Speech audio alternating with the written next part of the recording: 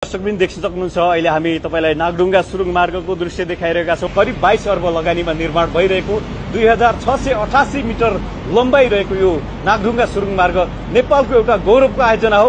यति राम्रो सुरुङ मार्ग यहाँ बनिसकेको छ। नेपालको यो गौरवको आयोजना कस्तो बनेको छ, नेपालको यो सुरुङ मार्ग कस्तो बनेको छ हामी तपाईलाई देखाइरहेका छौं।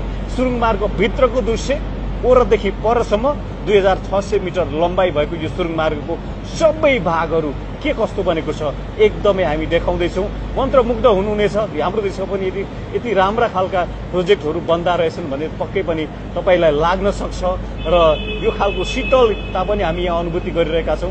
लोभ लाग्दो दृश्य हामीले तपाईलाई यहाँ देखाइरहेका छौं। हावाहरू यहाँ भित्र ल्याउने गर्दछ यो जेट फ्यानहरूले। विभिन्न खालका फ्यासिलिटिजहरू यो सुरुङ मार्गभित्र हुने गर्छ। त्यसकारण पनि यो सुरुङ मार्ग भित्र छिर्नको लागि पैसा लाग्नेछ। टेन्डर प्रक्रिया मार्फत काम अगाडि बढ्नेछ। अहिलेसम्म 92% काम सकिसकेको छ।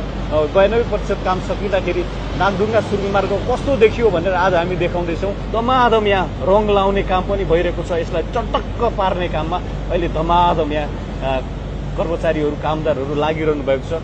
विभिन्न सुरक्षाकर्मीहरूको गाडीहरू पनि हिँडिरहेको दृश्य हामीले देखाइरहेका छौँ। खास गरी यो ठाउँमा सुरुङ मार्ग निर्माण गर्दै गर्दाखेरि विभिन्न खालका बाधा अवरोध आएको कारण सुरक्षा कर्मीहरू राखेर यसरी कामहरू गरिरहेको छ। 91